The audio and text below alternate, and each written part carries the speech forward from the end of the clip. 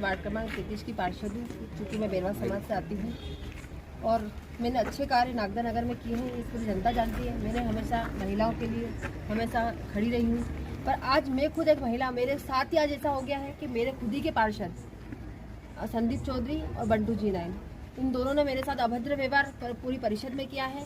क्योंकि वो मेरे पीछे संदीप चौधरी बैठे हुए थे, आगे बंटू जी नाइन बैठे हुए थे। जब मैं परिषद में एंट्री की थी, जब से ही मेरे से गाली गलौच, और पहले भी कई बार किया, पर मैंने उस चीज़ को इग्नोर किया।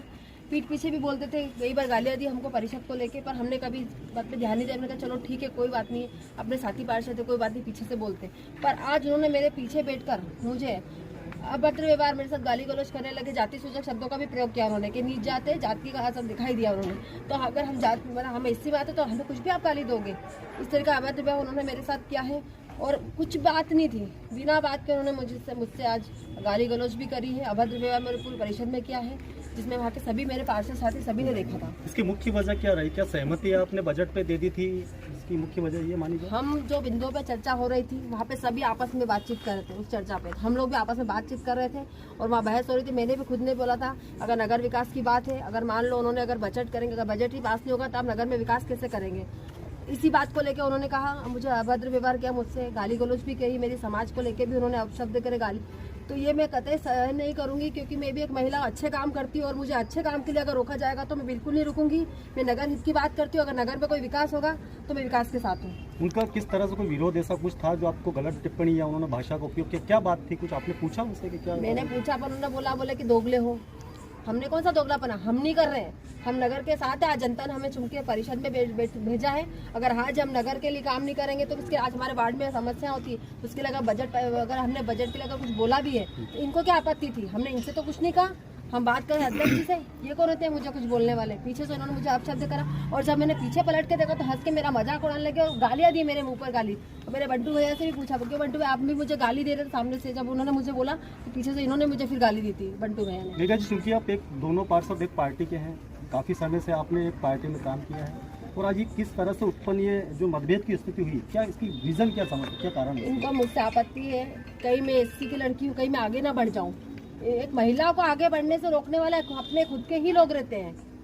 आप कांग्रेस की पार्षद हैं, आवाज उठाना नहीं जानते तो इसमें इनकी गलती है। आप क्यों नहीं उठाते आवाज? नगर में अगर कुछ समस्या है तो क्यों नहीं आवाज उठाते हो? सिर्फ आप 2-3 पार्षद जाते हो। अगर आप नगर हित की बात करने तो सारे पार्षदों को लेके चलो। आप 2-3 पार्षद क्यों जाते हो नगर में? मेघा जी, आपने इन सब घटना के बाद अपने वरिष्ठ नेता को जो आपके मार्गदर्शन उनको सूचना दी थी, आपने उनका क्या कहना? नहीं, वो कहीं अभी मीटिंग में थे, इसलिए मैंने उनको कॉल नहीं किया। मैंने जानकारी किसी बड़े नेता से बात हुई आपकी? कांग्रेस के पार्षद हैं आप तो? नहीं, मैंने अभी किसी को नहीं बताया। आज कहीं ना कहीं आप कैसा लगता है, कहीं बीजेपी में कहीं शामिल होने का तो कहीं? नहीं, ऐसा कुछ नहीं है। वहाँ पे सारे चूंकि सारे कांग्रेस के पार्षद बाहर निकल चुके थे, सिर्फ बीजेपी के पार्षद, मतलब पार्षद तो क्या है, जब एक परिषद होती है तो वहाँ एक सब परिवार रहता है।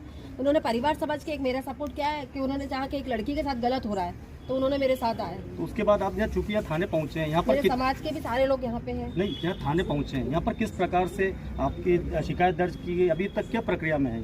अभी FIR दर्ज हो चुकी है, बस मेडिकल करवाना है। मेडिकल करवाना। हाथापाई भी आपके साथ हुई थी? हाँ, हाथापाई में हाथ उन्होंने ऐसा पकड़ा, जोर से यहाँ पे निशान भी आया था। तो आप आगे की कार्रवाई के लिए क्या चाहते हैं? थाने पहुँचे हैं आप? बिल्कुल ऐसे पार्षदों पर कार्रवाई होना चाहिए, उनको तो निष्कासित करना चाहिए पार्षद। अब किन पार्षदों के खिलाफ, कितने लोगों का नाम आपने लिखा है, कितने पार्षदों का?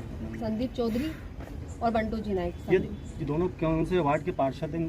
संदीप चौधरी 26 नंबर वार्ड से पार्षद हैं और बंटू जी नाइक 6 नंबर वार्ड से पार्षद।